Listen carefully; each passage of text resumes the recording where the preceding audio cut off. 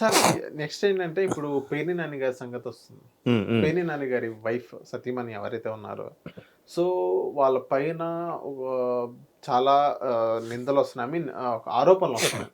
ఆరోపణలు కూడా అది కూడా ప్రూవ్ అయినాయి కాబట్టి ఆయన 1,75,00,000 అనేది వాళ్ళ డీడీ తీసి కట్టడం జరిగింది. సో, ఏదైతే వీళ్ళు వైఎస్ఆర్‌సీపీ వాళ్ళు ఏమంటున్నారంటే, ఇప్పుడు ఏదైతే పేర్ని నాని గారి వైఫ్ ఏదైతే అక్కడ గోడౌన్ అక్కడ స్టాక్ ఉందో, అక్కడ హ్మ్. హ్మ్. ఎక్సెస్ స్టాక్ ఉన్నదని వాళ్ళకెలా తెలిసిద్ది? సో, వాళ్ళు ఏమని అక్కడ ఉంచలేదు కదా! అక్కడ కావాలని అక్కడ ఉంచలేదు కదా! అన్నట్టుగానే చెప్పాడు. వాళ్ళేదన్నా ఎక్సెస్ అటు ఇటు అయితే వాళ్ళు పే చేస్తామని బేషరతుగొచ్చి పే చేస్తారు. అందులో ఏముంది? అక్కడ వాళ్ళు పే చేయని పరిస్థితి ఏదైనా ఉంటే అప్పుడు మీరు క్వెషన్ చేయాలే తప్ప, పే చేసిన తర్వాత ఇంకే మీరెందుకు క్వెషన్ చేస్తున్నారు అన్నట్టుగానే క్వెషన్ చెప్తున్నారు వాళ్ళు. దానికి మీరేమంటారు? ఇప్పుడు ఎలా ఉందంటే, ఒక దగ్గర దొంగతనం జరిగింది. దొంగతనం జరిగిన తర్వాత తెలియలేదు ఎవరికీ. అక్కడికి ఒక 6 నెలలకో, సంవత్సరంకో స్నిఫర్ డాగ్సో లేదా పోలీసుల టాలెంట్‌తోనో పట్టుకున్నారు. దొరికేకప్పుడు ఏమంటారు? నేనే దొంగిలించాను. దాని అమౌంట్ ఎంత చెప్పండి ఇచ్చేస్తాను. సరే ఈ వస్తువు తీసుకెళ్ళి అక్కడ పెట్టిమంటారా? అన్నట్టుంది. అది కరెక్టా? దొంగతనం చేసి తీసుకొచ్చి నీ ఇంట్లో పెట్టుకొని, దొరికిన తర్వాత ఇది అక్కడిదే కావాలని తీసుకెళ్ళి పెట్టేస్తాను అన్నట్టుగా ఉంది ఇప్పుడు ఈయన చేసే పని కూడా. హ్మ్. అయిందంతా అయింది.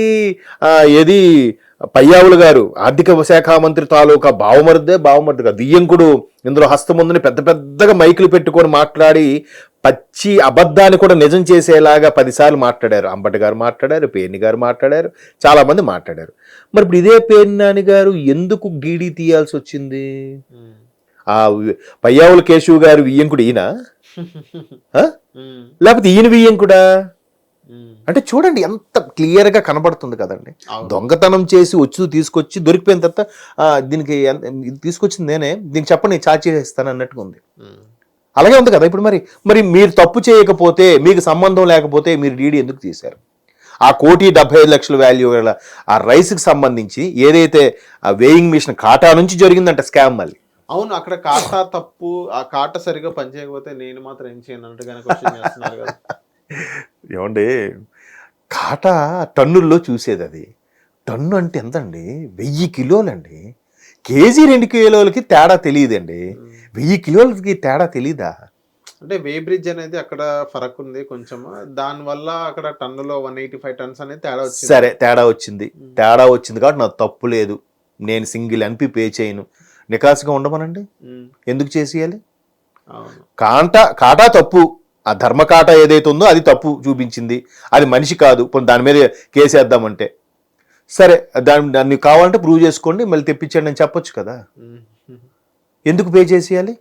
పుచ్చకాయల దొంగ అంటే భుజాలు ఎందుకు తడుముకోవాలి? సార్ ఈవెన్ ఇక్కడ కూడా అధికారులు కూడా కొంతమంది సూచన ఇచ్చారు, పేర్ని నాని గారు మీరు యాజ్ సూన్ యాజ్ పాసిబుల్ డబ్బులు కట్టేయండి, లేకపోతే మీకు చాలా ప్రాబ్లం ఇరుక్కోబోతున్నారు. సో ఆయన అధికారులు చెప్పిన వెంటనే ఆయన పే చేయడం జరిగిందని కూడా వింటున్నాం. అధికారులు పేర్ని నాని కోసం పనిచేస్తున్నారా లేకపోతే గవర్నమెంట్ కోసం పనిచేస్తున్నారా అన్నట్టుగానే క్వశ్చన్ చేస్తున్నారు. అవును, అదే ఇప్పుడు పవన్ కళ్యాణ్ గారు కూడా అదే చెప్పారు కదండి. రేపు నేను కాకినాడ పోర్టుకి వెళ్తానంటే ఈరోజు ఒక 10 కాల్స్ వచ్చాయి. అన్నా మీరు రావద్దన్నా, సార్ మీరు రావద్దు సార్, అయ్యా డిప్యూటీ సీఎం గారు మీరు రావద్దండి, వద్దు సార్ ఇక్కడ 10,000 కుటుంబాలు దాని మీద ముడిపడి ఉన్నాయి, మీరు వస్తే లెక్కలు తేలిపోతాయి, వద్దు సార్. ఏంటిది? ఎంతమంది?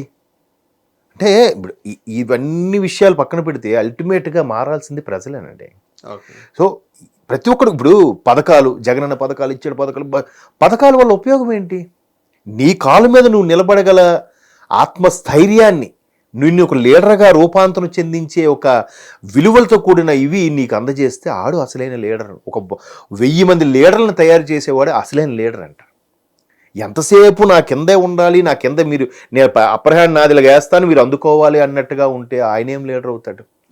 దానికి మళ్ళీ చెప్పేదంటే అంటే పేదవాళ్ళకి ఆదుకోవడం తప్ప, వేరే లాజిక్లు తీస్తున్నారు. అంటే వాళ్ళకి డబ్బులు ఇవ్వడం తప్ప, ఇవ్వండియా. ఓటుకు నోటు కింద ఎలక్షన్ ముందు ఇచ్చేది 5 ఏళ్ళుగా ఇవ్వాలనే చూశారు. అలా అయితే ఈ ఓటు బ్యాంక్ అంతా మనకుంటుంది. అలా వచ్చిందే ఆ 40% అనుకుంటున్నాను నేను. ఓకే, లేకపోతే జెన్యూన్గా ఆలోచిస్తే ప్రతి ఇంట్లో ఒక నిరుద్యోగి ఉన్నాడు, ప్రతి ఇంట్లో ఒక పెన్షనర్ ఉన్నాడు, ప్రతి ఇంట్లో ఒక ఎంప్లాయీ ఉన్నాడు. వాళ్ళందరూ ఎంత సఫర్ అయ్యారు? ఆ కోణంలో ఎందుకు ఆలోచించరు? ఇంకా ఆయన చూసిన ఇది ఎవరూ చూడలేదు అంటే ఒక రకమైన సోమరిపోతులుగా. ఇప్పుడు అవి తీసేశారనుకోండి పథకాలు, వెంటనే వీళ్ళు మంచోళ్ళు కాదు, అరే మాకు జగనన్న నుంచి ఇప్పుడు ఇచ్చాడ్రా. ఎందుకు ఇవ్వాలి ఫ్రీగా? పనికి ఆహార పథకం పెట్టండి, ఒక పని చేయించుకొని ఇవ్వండి. అవునవును. ఎప్పుడు కిలగా బతుకుతారా? కొన్నాళ్ళకి ఏమవుతుంది? ఆల్రెడీ ప్రశాంత్ కిషోర్ లాంటి స్ట్రాటజిక్ మేనేజర్ ఏం చెప్పాడు ఆయన? ఒక బాబు శ్రీలంకలా తయారవుతుంది కొన్నాళ్ళకి ఆంధ్రప్రదేశ్ అని చెప్పాడు ఆయన. అక్కడ కదా అక్కడ నుంచి చెడింది బయటకు వచ్చేసాడు ఆయన. అవును. ఇప్పుడు మొన్న రీసెంట్గా బంగ్లాదేశ్ చూస్తున్నాం. ఇంకా ఇంకెన్ని దేశాలు చూడాలి?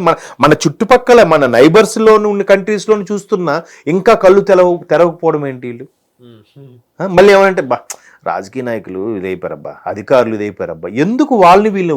ఆ అధికారి మీలో ఒకడే, ఆ రాజకీయ నాయకుడు మీ వీధిలో వాడే. అవును. వాడికి ఎంకరేజ్ చేస్తుంది మీరు.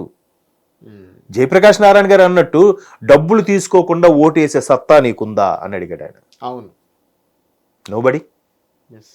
నాకేంటి అంటున్నారు ఇలాగా కోటా శ్రీనివాసరావు గారు ఏదో సినిమాలో అన్నట్టుగా.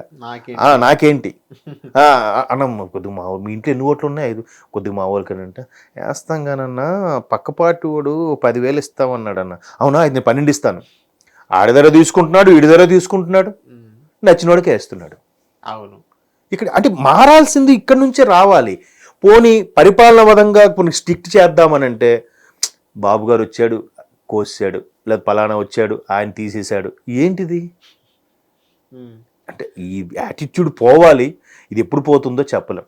హిట్ టీవీ యాప్ ని డౌన్లోడ్ చేసుకోండి. ఇందులో short news, live news, entertainment movies అన్ని అవైలబుల్ గా ఉన్నాయి. Please download Hit TV app. Hit TV app. Hit TV యాప్ని ఫ్రీగా డౌన్లోడ్ చేసుకోండి.